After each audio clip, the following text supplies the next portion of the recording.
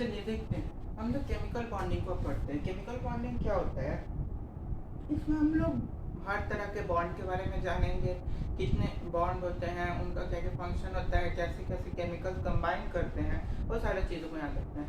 सबसे पहले जानते हैं बॉन्ड क्या होता है। बॉन्ड क्या होता है? दो एटम्स है, दो एटम्स के बीच में जो फोर्स ऑफ अट्रैक्शन होता है, जिससे दो एटम्स जुड़ते हैं, उसी फोर्स ऑफ अट्रैक्शन को हम लोग क्या बोलते हैं? बॉन्ड बोलते हैं, जो कि दो एटम्स को एक साथ रखते हैं। अब बॉन्ड बहुत तरह के होते हैं, ionic, electrovalent, ionic electrovalent bond, covalent bond, coordinate and dative bond. Bond formation जो है बहुत ज़रूरी भी होता है। क्यों? ताकि हम लोग मिनिमम एनर्जी स्टेट को मतलब एक्वायर कर सकें और नियरेस्ट ऑक्टेट को या डुएट को फुलफिल कर सकें। अब टाइप्स ऑफ बॉन्ड में सबसे पहले आयनिक और इलेक्ट्रोवैलेंट बॉन्ड होते हैं। ऐसे बॉन्ड जो कि कंप्लीट ट्रांसफर ऑफ इलेक्ट्रॉन से बनते हैं, यानी लेस इलेक्ट्रोनेगेटिव यानी इलेक्ट्रोपॉजिटिव से मोर इलेक्ट्रोनेगेटिव यानी इलेक्ट्रोनेगेटिव एलिमेंट तक जो बनते हैं। इसमें टर्म आता है आपका इलेक्ट्रोवैलेंसी। क्या आता है? इलेक्ट्रोवैलेंसी, यानी जितने नंबर ऑफ इलेक्ट्रॉन पार्टिसिपेट करते हैं आपका बॉन्ड फॉर्मेशन में, आयनिक बॉन्ड के फॉर्मेशन में जितने ज्यादा इलेक्ट्रॉन्स पार्टिसिपेट करते हैं, उसको हम लोग इलेक्ट्रोवैलेंसी बोलते हैं। बात समझ में आ गई? जैसे जैसे सोडियम लेते हैं, Na और Cl, Na और Cl सोडियम लेते हैं, ठीक है। तो सोडियम में आउटर मोस्ट ऑर्बिट में कितना इलेक्ट्रॉन होता है? 1, और क्लोरीन में 7, 1 2 3 4 5 6 और यहाँ पे 7। तो ये किसको एक अपना इलेक्ट्रॉन दे देगा, तो 8 ऑक्टेट को पूरा कर लिया, और ये भी तुम्हारा ऑक्टेट को पूरा कर लिया। तो इसी में जो हम लोग बॉन्ड बना, ये क्या बना? आयनिक बॉन्ड बना, Na+ और Cl- के बीच में कौन सा बॉन्ड बना? आयनिक बॉन्ड बन गया, आयनिक बॉन्ड बन गया। उसके बाद इस समझ में आता गई। अब देखते हैं लैटिस एनर्जी। लैटिस एनर्जी क्या होता है? Energy 1 mole of ionic bond को ब्रेक करने में जितने अमाउंट ऑफ एनर्जी रिक्वायर्ड होता है, उसको लैटिस एनर्जी बोलते हैं। लैटिस एनर्जी दो फैक्टर पे डिपेंड करता है। पहला होता है तुम्हारा फोर्स ऑफ अट्रैक्शन और charge of size of ion. जैसे Na+ और Cl- इन दोनों को कंबाइन किया, क्या बना? NaCl। क्या बना? NaCl और न्यू। ये जो न्यू है, यही तुम्हारा लैटिस एनर्जी के फॉर्म में बाहर ब्रेक डाउन हो गया। दो चीज पे डिपेंड करता है, फोर्स ऑफ अट्रैक्शन और चार्ज और या size of ion. Force of attraction जो है, आयनिक कंपाउंड कितना ज्यादा स्टेबल होगा वो फोर्स ऑफ अट्रैक्शन से पता चलेगा। फोर्स ऑफ अट्रैक्शन जितना ज्यादा, उतना ज्यादा स्टेबल होगा आयनिक कंपाउंड। इसका ऑर्डर जैसे कि तुम्हारा NaCl, KCl, RbCl, sodium chloride, potassium chloride, rubidium chloride, ऐसे ही चलता जाता है। उसी तरह से मैग्नीशियम ऑक्साइड, NaCl, ये सारी चीजें। अब इसके बाद हम लोग जान लेते हैं लैटिस एनर्जी को। लैटिस एनर्जी का ऑर्डर, ये तो हम लोग स्टेबिलिटी का देख लिए। ऑर्डर ऑफ लैटिस एनर्जी क्या होगा? साइज के बेसिस पे। तो साइज के बेसिस पे ऑर्डर ऑफ लैटिस एनर्जी यहाँ लिखते हैं। Order of lattice energy on the basis of क्या? साइज। तो इसमें भी सिंपल है, NaCl,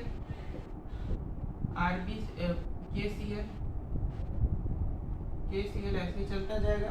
sodium chloride, potassium chloride, यानी ग्रुप में जब ऊपर से नीचे आते हैं, ग्रुप में जब ऊपर से, ये फर्स्ट ग्रुप का चल रहा है, ग्रुप में जब ऊपर से नीचे आते हैं तो लैटिस एनर्जी क्या होता है? इंक्रीज करता है। तो NaCl, KCl, उसी तरह से BeCl2, MgCl2, इसी तरह से चलता चला जाएगा। MgO, हाँ, MgO, CaO, ये ऐसे चलता चला जाएगा।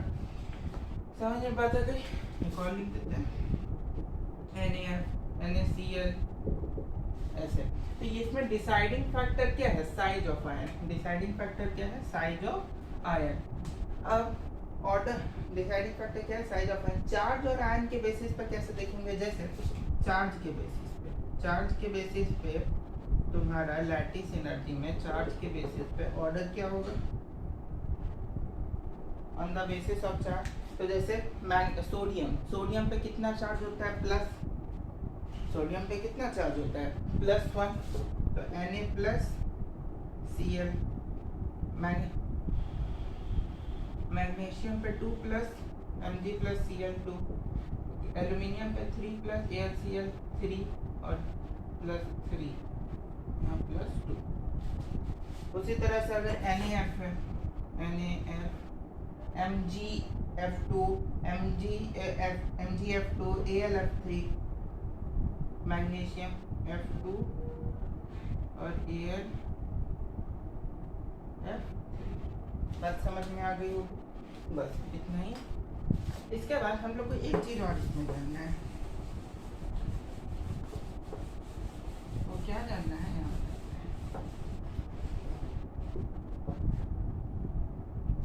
जनरली इसमें ये देखा गया है कि जो बाईवैलेंट होगा, बाईवैलेंट ये सबसे ज्यादा, यानी जिसपे 2 वैलेंस इलेक्ट्रॉन सबसे आगे, उसके बाद बाई मोनोवैलेंट और उसके बाद मोनोवैलेंट है कि नहीं। अभी कैसे होता है इसका एग्जांपल से समझाते हैं। जैसे मैग्नीशियम ऑक्साइड है, मैग्नीशियम ऑक्साइड से कम क्या हो गया मैग्नीशियम क्लोराइड MgCl2, उससे कम क्या हो जाएगा क्लोराइड से NaCl हो गया। अब इसमें ध्यान से देखो, ये बाईवैलेंट है, यानी मैग्नीशियम पे कितना प्लस चार्ज होता है +2, इस ऑक्सीजन पे -2। मैग्नीशियम पे कितना चार्ज होता है +2 है, +2, और इस पर माइनस। क्लोरीन कितना है 2, एक क्लोरीन पे -1 होता है, 2 क्लोरीन है 2 माइनस हो गया। Na पे कितना प्लस, क्लोरीन पे कितना माइनस हो गया, +1 -1, total charge 0 +2 -2, total charge 0 +2 -2, total charge कितना 0। अब देखो बाई मतलब 2, देखो 2 है, बाई मोनो मतलब 2 और 1 है, मोनो मतलब 1 है, बस यही चीज। इसमें डिसाइडिंग फैक्टर क्या हुआ, चार्ज और आयन। इसमें डिसाइडिंग फैक्टर क्या हो जाएगा, चार्ज और आयन। समझ में बात आ गई। अब इसके बाद हम लोग एक टर्म जान लेते हैं, born hammer cycle. Born hammer cycle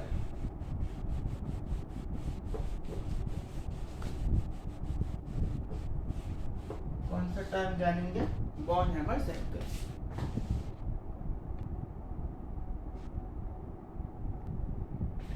हम देख लेते हैं बॉर्न हैमर साइकिल को, इसको बॉर्न हैमर साइकिल को। बॉर्न हैमर साइकिल क्या होता है, इसको चीज हम लोग बताते हैं। ये एक तुम इसको BH साइकिल भी बोलते हैं, ये थर्मोडायनेमिक साइकिल होता है, जिससे हम लोग ये जो कि रिप्रेजेंट करता है कि आयनिक कंपाउंड जो फॉर्म हो रहा है उसमें कितना हीट निकला, यानी हीट में कितना चेंज आया, ज़्यादा हुआ कम हुआ। अगर जैसे 60 डिग्री सेल्सियस पे, 50 डिग्री सेल्सियस पे अगर उसका एवरेज करें कितना हीट में चेंज आया, वो हम लोग को कौन बताता है, बॉर्न हैमर साइकिल। जैसे इसमें कुछ कंडीशन है, वो कंडीशन यहाँ लिखे हैं। जैसे कि अगर एक मेटल ले रहे हो, एक मेटल, तो उसमें आयोनाइजेशन एनर्जी कम होना चाहिए। 2 मेटल है, उसमें इलेक्ट्रॉन एफिनिटी ज़्यादा होना चाहिए। साइज जो है वो कटायन और एनायन पर डिपेंड करता है। अगर कटायन का बढ़ा तो एनायन का कम बढ़ा, कटायन का ज़्यादा। इलेक्ट्रोनेगेटिविटी डिफरेंस जो है 1.7 से कम होना चाहिए, और लैटिस एनर्जी क्या होना चाहिए, should be high. Lattice energy क्या होना चाहिए, ज़्यादा होना चाहिए। उसके बाद यहाँ पे एक हम छोटा सा डायग्राम बनाया है, ध्यान से देखोगे।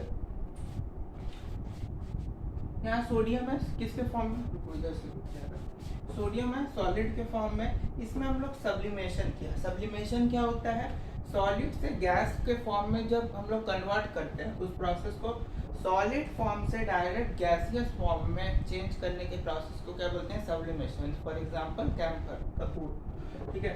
डेल्टा H सब्लिमेशन हो रहा है, सोडियम सॉलिड से डायरेक्ट गैस में दिया। अब गैस में जैसे ही आया तो हम लोग जो है पढ़ चुके हैं पीरियोडिक क्लासिफिकेशन में सक्सेसिव आयोनाइजेशन जी, कि गैसियस स्टेट में जब आयोनाइजेशन एनर्जी उसमें देते हैं तो वो इलेक्ट्रॉन को क्या करता है, लूज करता है, और Na+ गैसेस का फॉर्मेशन कर दिया।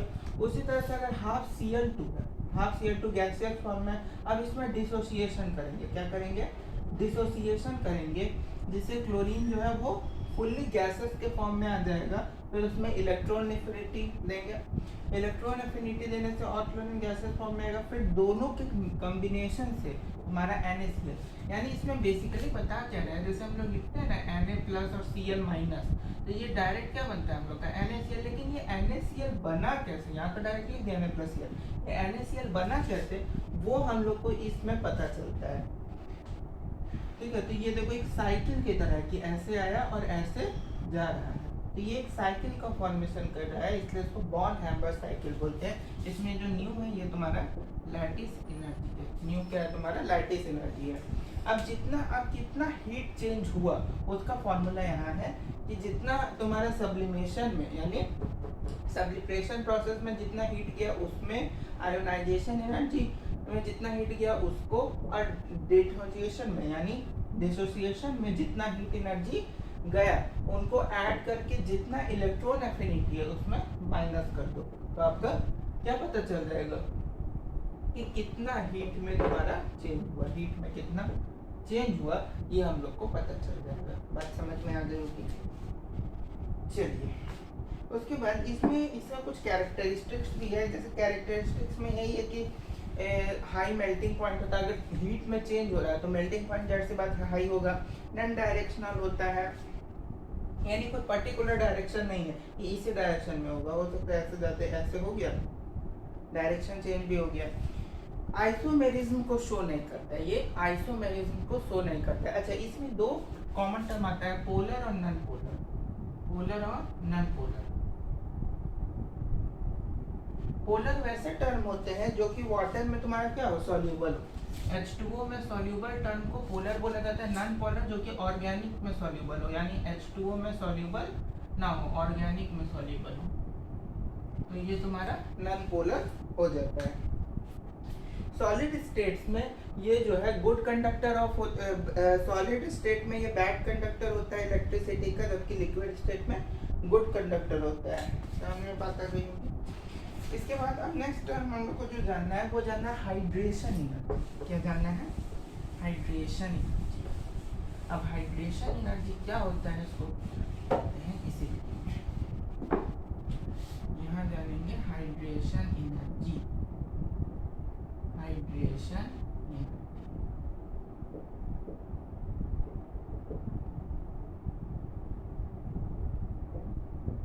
हाइड्रेशन एनर्जी को ऐसे समझो कि जब भी हम लोग कोई भी आयनिक कंपाउंड है, NaCl को ही ले लो, इस NaCl को ले लिए, एक बीकर है उसमें बहुत ज़्यादा H2O है, H2O के अंदर हम लोग क्या रख दिए NaCl, NaCl रख दिए, NaCl ले लिए, अब इसमें क्या है H2O,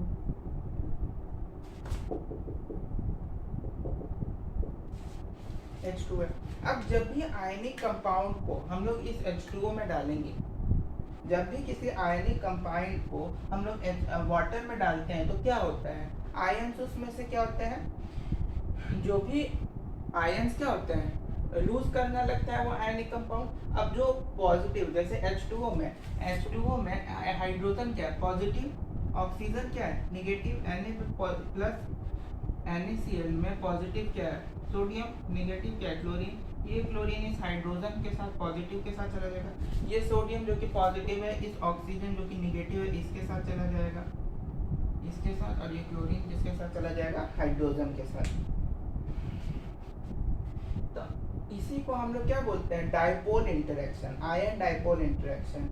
यानी कि जब आयनिक कंपाउंड जो है बहुत ज्यादा large number of water molecule से घिर जाता है, सराउंडेड हो जाता है, बहुत ज्यादा नंबर ऑफ वाटर मॉलिक्यूल से सराउंडेड हो जाता है आयन डाइपोल इंटरेक्शन के कारण, तो उसी प्रोसेस को हम लोग क्या बोलते हैं हाइड्रेशन एनर्जी। और इसमें जितना एनर्जी खर्च हुआ उसी को हम लोग क्या बोलते हैं हाइड्रेशन एनर्जी। हाइड्रेशन क्यों बोलते हैं, क्योंकि इसमें वाटर में डिसॉल्व होता है, इसमें वाटर में डिसॉल्व होता है। और जब यही सॉल्वेंट वाटर के अलावा यानी H2O के अलावा दूसरा कोई सॉल्वेंट हो तो उसमें जो है कुछ अमाउंट ऑफ एनर्जी जो है हाइड्रेशन में ही रिलीज होता है, और कुछ अमाउंट ऑफ एनर्जी जो दूसरे तरीके से रिलीज होता है उसको सॉल्वेशन एनर्जी बोलते हैं। मतलब कि हाइड्रो वाटर के अलावा अगर किसी और लिक्विड में आयनिक कंपाउंड डिसॉल्व करता है या आयंस को लूज करता है तो उसको हम लोग सॉल्वेशन एनर्जी बोलते हैं। और जब वाटर में आयनिक कंपाउंड डिसॉल्व करता है, आयनिक कंपाउंड आयंस को लूज करता है तो उसको हम लोग हाइड्रेशन एनर्जी बोल देते हैं। ठीक है, हाइड्रेशन एनर्जी 3 फैक्टर पे डिपेंड करता है। क्या क्या? साइज पे, साइज किसका? कटायन का, कटायन। चार्ज पे किसका? कटायन का। और एक आखिरी फैक्टर किस पे? आयनिक मोबिलिटी। एक आखिरी फैक्टर होता है आयनिक मोबिलिटी, आयनिक मोबिलिटी। ये तुम्हारा आयनिक मोबिलिटी जो है ना वो आयंस के साइज के इनवर्सली प्रोपोर्शनल होता है, inversely proportional to size of ions, size of ions. Charge और कटायन जो होता है ये हाइड्रेशन एनर्जी के डायरेक्टली प्रोपोर्शनल होता है, क्योंकि जितना ज्यादा कटायन पे जितना ज़्यादा चार्ज होगा उतना ज़्यादा हाइड्रेशन एनर्जी होगा। साइज ऑफ कटायन के हाइड्रेशन एनर्जी इन्वर्सली प्रोपोर्शनल होता है। क्यों इन्वर्सली प्रोपोर्शनल होता है? क्योंकि अगर कटायन जो है सोडियम जैसे यहाँ पे, अब इसका साइज जितना ज़्यादा होगा, जितना ज़्यादा होगा उतना ज़्यादा ये वाटर मॉलिक्यूल से रिएक्ट करेगा, उतना ज़्यादा वाटर मॉलिक्यूल से रिएक्ट करेगा, तो हाइड्रेशन एनर्जी इसमें क्या होगा? कम होता जाएगा। बस यही 3 चीज को इसमें जानना है। उसके बाद इसमें ऑर्डर भी बता दें, जैसे इसमें सिंपल है, जैसे अगर कटायन के बेसिस पे देखो, साइज ऑफ कटायन के बेसिस पे, तो इसके बेसिस पे तो सिंपल है Na plus Mg2 plus Mg2 plus, और ऐसे ही चलता चला जाएगा। उसी तरह से Li plus Na plus K plus, है ना, यानी ऊपर से नीचे ग्रुप में जब भी आएंगे तो हाइड्रेशन एनर्जी क्या करेगा? डिक्रीज करेगा। ऊपर से नीचे ग्रुप में जब भी आते हैं तो हाइड्रेशन एनर्जी क्या करता है? डिक्रीज करता है। लिथियम का सबसे ज्यादा, सेशियम का सबसे कम, बेरिलियम का सबसे ज्यादा, फ्रेशियम का सबसे कम। ठीक है, तो यहाँ पे बेरिलियम का Be2 प्लस, बेरिलियम का सबसे ज्यादा, और मैग्नीशियम का उससे कम। इसी तरह से चलता चला जाएगा। अब चार्ज और कटायन के बेसिस पे, कटायन के चार्ज के बेसिस पे कैसे होता है? तो देखो, कटायन के चार्ज के बेसिस पे जैसे Li प्लस से बड़ा क्या होगा? Na प्लस, उससे बड़ा क्या हो जाएगा? K प्लस, K प्लस, ऐसे ऐसे चलता जाएगा। उसी तरह Be2 प्लस, उससे छोटा क्या हो जाएगा तुम्हारा? Mg2 plus. समझ में बात आ रही है? आयनिक मोबिलिटी पे बस जस्ट इसका अपोजिट हो जाता है, क्योंकि वो साइज ऑफ आयंस के इनवर्सली प्रोपोर्शनल होता है। जिसका जितना साइज ऑफ आयंस उतना कम होगा आयनिक मोबिलिटी। यानी Na प्लस है, इसका साइज छोटा है तो इसका सबसे कम होगा, यानी इसका सोडियम का साइज क्या है? छोटा है ना। इससे भी छोटा लिथियम का है। Li प्लस का साइज क्या है? सबसे छोटा, तो इसका आयनिक मोबिलिटी सबसे इसका साइज जो है सबसे छोटा होता है, आयनिक मोबिलिटी ज्यादा। Na प्लस का सब उससे ज्यादा तुम्हारा किसका हो जाएगा? K प्लस का इससे ज्यादा। अब देखो कैसे, पोटेशियम है, पोटेशियम का साइज बड़ा होता है सोडियम से कि छोटा? पोटेशियम का साइज सोडियम से बड़ा होता है कि छोटा? बड़ा होता है। अब साइज अगर बड़ा होगा तो आयनिक मोबिलिटी कम होगा कि ज्यादा? ज्यादा। तो देखो आयनिक मोबिलिटी किसका ज्यादा है? पोटेशियम का। उसी तरह से लिथियम सोडियम में साइज किसका बड़ा है? सोडियम का कि लिथियम का? सोडियम का। तो जिसका साइज सबसे ज्यादा बड़ा उसका आयनिक मोबिलिटी सबसे कम। चलो बस इतना ही था। इसके बाद हम लोग जो है एक टर्म पढ़ेंगे डाई इलेक्ट्रिक कांस्टेंट, या पढ़ेंगे डाई इलेक्ट्रिक कांस्टेंट। ठीक है, हम देख लेते हैं डाई इलेक्ट्रिक कांस्टेंट को। डाई इलेक्ट्रिक कांस्टेंट होता क्या है? डाई इलेक्ट्रिक कांस्टेंट का मतलब होता है capacity of solvent to weaker the force of attraction between the electrical charge. यानी इलेक्ट्रिकल जो चार्ज होता है आयनिक कंपाउंड में, इलेक्ट्रिकल चार्ज के बीच में जो फोर्स ऑफ अट्रैक्शन होता है उसको वीक कोई भी सॉल्वेंट आयनिक कंपाउंड, जैसे जो अभी बताया था ना NaCl, तो कोई भी सॉल्वेंट आयनिक कंपाउंड जो उसमें डिसॉल्व है उसमें उसके चार्ज के बीच में फोर्स ऑफ अट्रैक्शन जो है उसको कितना कम कर सकता है, उसकी कितनी कैपेसिटी है सॉल्वेंट की फोर्स ऑफ अट्रैक्शन को वीकर करने के लिए, कमजोर करने के लिए, उसी को डाइलेक्ट्रिक कांस्टेंट हम लोग ट्रीट करते हैं। जैसे आयनिक कंपाउंड जो होता है वो वाटर में सॉल्यूबल होता है, इसलिए उसको हम लोग क्या बोलते हैं, पोलर। लेकिन इनसॉल्यूबल होता है तुम्हारा ऑर्गेनिक सॉल्वेंट वाटर में, जैसे कि बेंजीन C6H6 तुम्हारा वाटर में इनसॉल्यूबल होता है, इसलिए उसको नॉन पोलर बोला जाता है।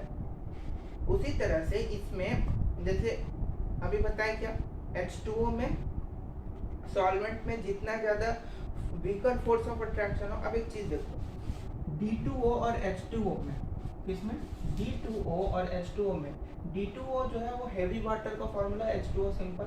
इसमें तुम्हारा इसको तोड़ने में, हैवी वाटर को तोड़ने में ज्यादा फोर्स ऑफ अट्रैक्शन इनके बीच में होगा और इसमें कम होगा, तो इसका जो इलेक्ट्रिक कांस्टेंट है ज्यादा होगा एज कम्पेयर टू वाटर। उसी तरह से वाटर का डाइलेक्ट्रिक कांस्टेंट जो होता है वो सबसे ज्यादा होता है, उससे कम जो होता है मिथाइल अल्कोहल का उससे कम जो है इथाइल अल्कोहल C2H5OH, उससे कम जो है acetone CH3C double bond CH3, और उससे कम जो है ईथर का होता है। अब इसमें ये चीज जान लेना है कि यहाँ पे कुछ टर्म बताते हैं, उसको ध्यान से सुनिएगा। लैटिस एनर्जी जो होगा, लैटिस एनर्जी क्या बताए, 1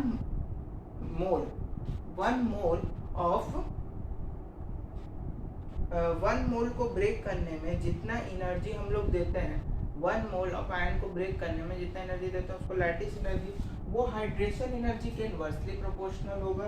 और सॉल्युबिलिटी जो होगा, आयनिक कंपाउंड कौन कितना सॉल्युबल होगा उसके भी इनवर्सली प्रोपोर्शनल होगा।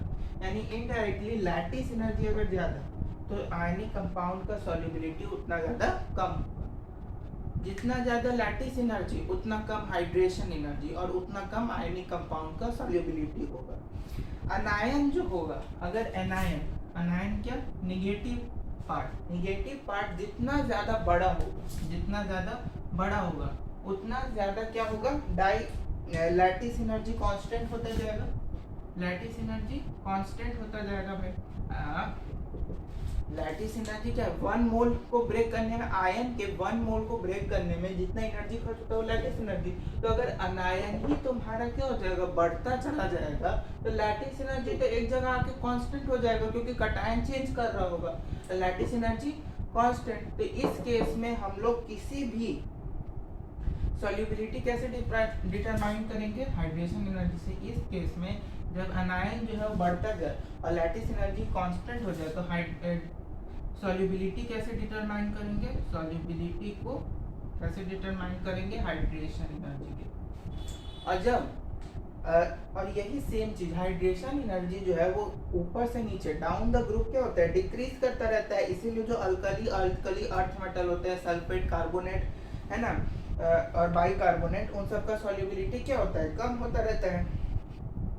तो hydration energy down the group भी डिक्रीज होता है, जिसके कारण जो भी बताया बाइकार्बोनेट, सल्फेट, कार्बोनेट सबका हाइड्रेशन एनर्जी डिक्रीज होता है।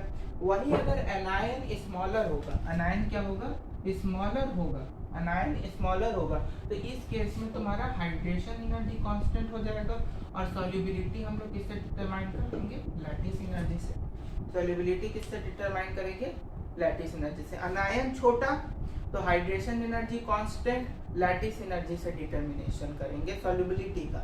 अनायन बड़ा ज्यादा होगा, ग्रेटर होगा, बड़ा होगा, तो लैटिस एनर्जी कांस्टेंट और हाइड्रेशन एनर्जी से डिटरमिनेशन हम लोग करेंगे। अब इसका ऑर्डर बता देते हैं।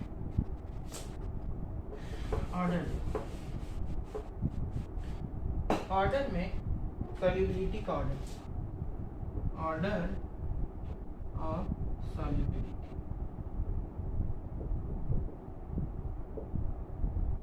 Order of solubility. अब अनायन जब स्मॉल होगा तो उस केस में क्या बताए, लैटिस एनर्जी से हम लोग डिटरमाइन करेंगे, हाइड्रेशन एनर्जी कांस्टेंट होगा। अनायन जब स्मॉल होगा तो अगर हम लोग लिखें beryllium oxide, magnesium oxide, calcium oxide, ये तो इसमें आप बताओ ऑर्डर ऑफ सॉल्युबिलिटी क्या होगा। पहले इसमें देखो कि क्या कांस्टेंट है, तो इसमें कांस्टेंट तो मेरा क्या है, ऑक्सीजन, यानी अनायन मेरा क्या है, छोटा एक ही है, अनायन क्या है, एक ही है। अरे माइनस वाला ऑक्सीजन जो है वो तो कांस्टेंट ही है ना। बचा क्या, बेरिलियम, मैग्नीशियम, कैल्शियम। अब जब ये अनायन मेरा क्या हो जाए, कांस्टेंट हो जाए, तो इसमें हम लोग कैसे डिटरमाइन करेंगे, डाउन द ग्रुप क्या होता है, डिक्रीज करता है। तो बेरिलियम का सबसे कम, उससे ज्यादा मैग्नीशियम ऑक्साइड, उससे ज्यादा कैल्शियम ऑक्साइड। उसी तरह से BeOH2 और MgOH2 OH2। अब बेरिलियम का सबसे कम होता है और मैग्नीशियम का सबसे ज्यादा, क्योंकि इसमें भी ये कांस्टेंट है, इसमें ऑक्सीजन कांस्टेंट है, इसमें OH2 आयंस कांस्टेंट है। उसके बाद LiOH, NaOH और KOH। अब बताओ, लिथियम जो है डाउन द ग्रुप क्या होता है, डिक्रीज, लिथियम का सबसे कम, उससे ज्यादा सोडियम, उससे ज्यादा पोटेशियम, और ऐसे ही चलता जाएगा। समझ बात है? तो अनायन का जितना कम उतना हाइड्रेशन एनर्जी कांस्टेंट होता जाएगा। यानी देखो, अनायन इसमें कांस्टेंट ही है, अनायन अगर कांस्टेंट है तो हाइड्रेशन एनर्जी तो ऐसे ही कांस्टेंट है। तो तुम्हारा लैटिस एनर्जी के बेसिस पे हम लोग देखेंगे, लैटिस एनर्जी के बेसिस पे जो तुम्हारा डाउन द ग्रुप जो डिक्रीज करेगा लैटिस एनर्जी, तो बेरिलियम का सबसे कम, उससे ज्यादा मैग्नीशियम, उससे ज्यादा कैल्शियम का, फिर सबसे बेरिलियम हाइड्रो का सबसे ज्यादा कम, उससे ज्यादा मैग्नीशियम हाइड्रोक्साइड, लिथियम का सबसे कम, उससे ज्यादा सोडियम हाइड्रोक्साइड, उससे ज्यादा पोटेशियम हाइड्रोक्साइड। समझ में बात आ गई? तो ये किस केस में था, जब अनायन स्मॉलर, जब अनायन स्मॉलर, स्मॉलर। अब अगर अनायन जो है बिगर हो जाए तब क्या हो जाएगा, अनायन अगर बिगर हो जाए तो बस इसका ऑर्डर बदल जाएगा, ये ऐसे हो जाएगा।